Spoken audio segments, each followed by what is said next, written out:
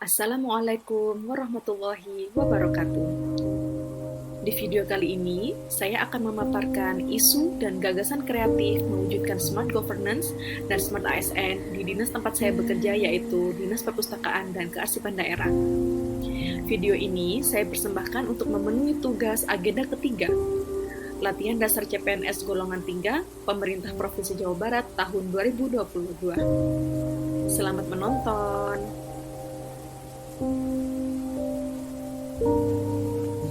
Sebelumnya, perkenalkan, saya Rosalia Valentin Margareta, ahli pertama peranata komputer di Dinas Perpustakaan dan Kearsipan Daerah. Saya berada di angkatan ketiga CPNS Pemprov Jabar tahun 2022. Di sini saya menganalisis 6 isu yang terjadi di Dinas Perpustakaan dan Kearsipan Daerah. Yang pertama, adanya double job pada salah satu pegawai. Nah, kondisi saat ini terdapat pegawai yang bernama Pak Nana yang merupakan pegawai keuangan dan juga mendapatkan tugas tanggung jawab untuk mengelola kepegawaian di Dispusibda. Nah, dampak adanya double job ini adalah overwhelm saat melaksanakan tugas dan sering lembur. Pihak yang terdampak adalah Pak Nana sendiri. Isu yang kedua, adanya bukti peminjaman buku menggunakan struk kertas. Kondisi saat ini, bukti peminjaman buku di perpustakaan masih menggunakan struk kertas memiliki potensi hilang atau rusak saat mengembalikan buku. Dampaknya, banyak peminjam buku yang lupa tanggal mengembalikan buku karena mereka hanya diinfo melalui struk tersebut. Nah, pihak yang terdampak adalah peminjam buku. Isu yang ketiga adalah digitalisasi arsip menggunakan CD atau DVD. Kondisi saat ini, digitalisasi arsip masih menggunakan CD atau DVD dikarenakan ukuran filenya yang cukup besar, sehingga masih sulit untuk dikembangkan ketika menggunakan media iCloud. Nampaknya, jika CD atau DVD ini rusak atau hilang, maka arsip tersebut juga akan ikut hilang. Pihak yang terdampak adalah arsiparis. Sedangkan isu yang keempat adalah proses inventarisasi buku masih ditulis tangan. Kondisinya, proses inventarisasi buku seperti cap pada buku, penulisan nomor registrasi, penerbit, dan lain-lainnya masih menggunakan penulisan tangan. Nampaknya, karena tulisan tangan ini tidak standar, sehingga sulit untuk dibaca. Kemudian menyebabkan pekerjaan tidak efektif dan efisien. Pihak yang terdampak adalah pustakawan deposit.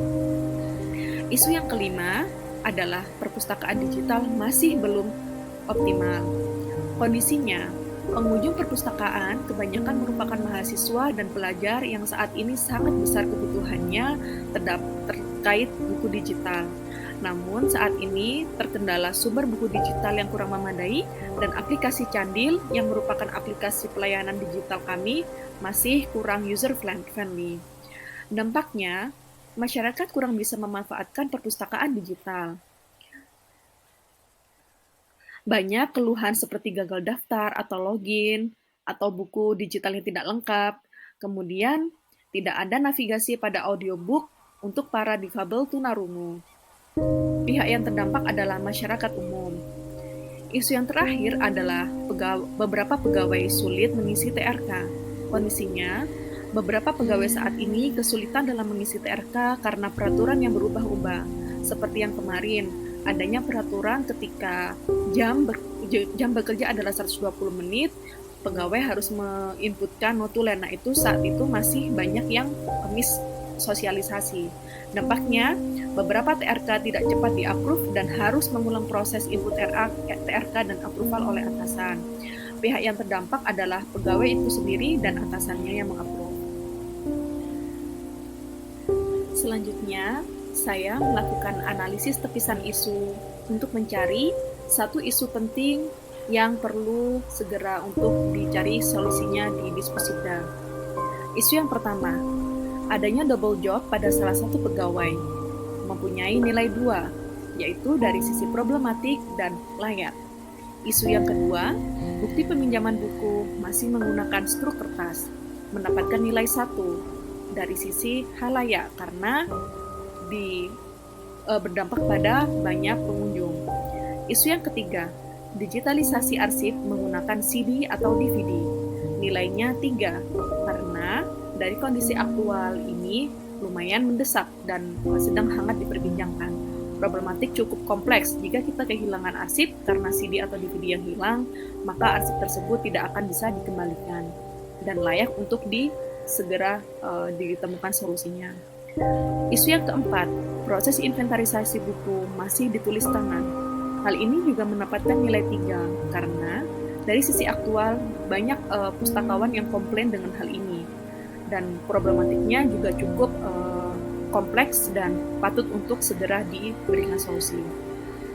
Perpustakaan digital masih belum optimal, memiliki nilai tertinggi yaitu 4 karena secara dari sisi aktual kita harusnya mengikuti perkembangan zaman dengan adanya smart ASN, smart governance, kemudian masyarakat yang makin melek digital. Kita harusnya sudah mengikuti perkembangan tersebut dengan memanfaatkan perpustakaan digital yang lebih optimal.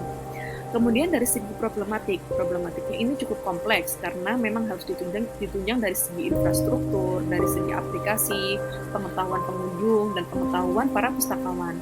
Dari segi halayak ini sangat mempengaruhi hajat hidup orang banyak karena khususnya masyarakat umum. Masyarakat umum bisa mendapatkan manfaat dari perpustakaan digital jika sudah dapat beroperasi secara optimal dan layak karena di era yang berkembang ini seharusnya kita sudah berpacu dari sisi teknologi dan sehingga masyarakat bisa mendapatkan manfaat yang lebih besar dari perpustakaan umum Provinsi Jawa Barat. Lalu isu yang kelima adalah beberapa pegawai sulit mengisi TRK. Ini mendapatkan nilai 1 karena hanya dari sisi aktual yang bisa diidentifikasi. Nah, dari hasil analisis terlisan isu yang sebelumnya, kita bisa mendapatkan satu isu yang paling problematik di Dispusidda, yaitu perpustakaan digital yang kurang optimal. Di sini saya menggunakan analisis tulang lunak untuk menganalisis akar masalah dari adanya isu perpustakaan digital kurang optimal. Yang pertama, pengembangan aplikasi sulit. Hal ini dikarenakan hak cipta dan pengembangan masih dimiliki pihak ketiga. Pihak ketiga di sini adalah Kubuku. Kemudian, Kubuku saat pengembangan tidak menggunakan teknologi open source, sehingga akan sulit untuk dipindah alihkan. Yang kedua, dari sisi IT support. Akar permasalahan dari IT support ini adalah tidak ada tim khusus IT untuk menangani komplain. Lalu, MOU atau nota kesepahaman dengan pihak ketiga tidak menyediakan IT support. Yang ketiga adalah ketersediaan buku. Hal ini dikarenakan buku digital tidak lengkap dan sulitnya menambah buku karena tidak memiliki hak cipta. Kemudian yang terakhir adalah fitur aplikasi. Aplikasi tidak user-friendly, tidak ada navigasi audiobooks, serta Dispusidda tidak memiliki hak pengembangan. Nah, dari analisis akar masalah Fishbone ini, bisa kita simpulkan bahwa hak cipta dan pengembangan masih dimiliki pihak ketiga, sedangkan Dispusidda tidak memiliki hak cipta. Itulah yang menjadi akar masalah perpustakaan digital kurang optimal. Dari analisis akar permasalahan di sebelumnya, saya memiliki beberapa rekomendasi agar Dispusidda bisa mewujudkan smart governance dan saya pun bisa mewujudkan smart ASN. Rekomendasi dari permasalahan Dispusidda tidak memiliki hak cipta dan hak pengembangan Candil selaku pelayanan perpustakaan digital. Yang pertama, adanya MOU tidak mendukung hak cipta diserahkan ke Dispusidda. Solusi dari hal ini adalah perlu perubahan MOU untuk mengatur hak cipta dan hak pengembangan. Yang kedua, Kepala Bidang Pelayanan harus proaktif menindaklanjuti hak cipta Candil. Tidak kita pungkiri bahwa terkadang pengembangan sistem bisa dilakukan dengan kolaborasi di pihak ketiga, jika memang itu adalah hal terbaik. Nah, diiringi juga dengan MOU atau kesepakatan yang win-win solution dan berpikir dalam jangka panjang sehingga kita bisa mewujudkan tujuan dari Perpustakaan Umum Provinsi Jawa Barat untuk mendistribusi pemanfaatan buku digital bagi kalangan mahasiswa dan pelajar dan juga kalangan milenial. Yang kedua, isu keterbatasan dana pengembangan mandiri. Solusi dari isu ini yang pertama, menyusun prioritas kebutuhan pelayanan yang mana yang paling membutuhkan berdasarkan analisis tepisan isu. Kemudian yang kedua, adanya perampingan dana kebutuhan yang low priority untuk dialihkan ke kebutuhan yang high priority. Lalu yang ketiga, isu kurangnya SDM IT profesional untuk pengembangan. Solusi dari hal ini yang pertama, pengadaan ahli IT pengembangan Candil atau bisa juga di-cover ke pihak ketiga. Saat ini pun, Dispusida sudah memiliki formasi Pranata Komputer sehingga bisa diserahkan ke beliau-beliau. Namun, jika memang itu tidak memungkinkan, Pranata Komputer juga bisa menjadi koordinator untuk berkolaborasi dengan Kubuku dalam mengembangkan Candil. Hal itu juga tentunya harus didukung dengan MOU yang sudah membukakan hak cipta dan hak pengembangan ke Dispusida. Kemudian yang kedua adalah dibentuk tim khusus IT support untuk menangani keluhan pengguna Candil. Saat ini, aplikasi Candil masih perlu banyak pengembangan dari sisi user friendly-nya. Karena saya coba sendiri pun, aplikasi Candil ini masih terbatas sekali. Jika kita mentok tidak bisa atau error dalam menggunakan aplikasi Candil tersebut, kita bingung untuk harus komplain ke siapa, harus bertanya ke siapa. Nah, makanya Dispusida harusnya mewadahi komplain, kritik, dan saran dari pengguna Candil agar bisa menampung kebutuhan apa saja yang harus dipenuhi di aplikasi Candil. Yang terakhir adalah isu teknologi Candil tidak open source. Tidak open source di sini menurut pengetahuan saya, akademisi saya, open source berarti bisa didistribusikan dan bisa dikembangkan secara fleksibel. Nah, namun teknologi Candil ini tidak, dia closed source, sehingga kita harus memiliki akses untuk mengembangkan Candil. Nah, hal ini juga berkaitan dengan isu nomor 1 tadi ya, MOU, sehingga perlu adanya perubahan MOU atau mungkin jika memang diperlukan dan memang ini merupakan prioritas isu di Dispusida, bisa kita prioritaskan untuk dilakukan pengembangan ulang dengan memenuhi kriteria analisis kebutuhan informasi yang memadai, kemudian user testing di aplikasi tersebut, hingga launching serta monitoring dan evaluasi. Sekian rekomendasi dari saya dari sisi analis ahli pertama Pranata Komputer.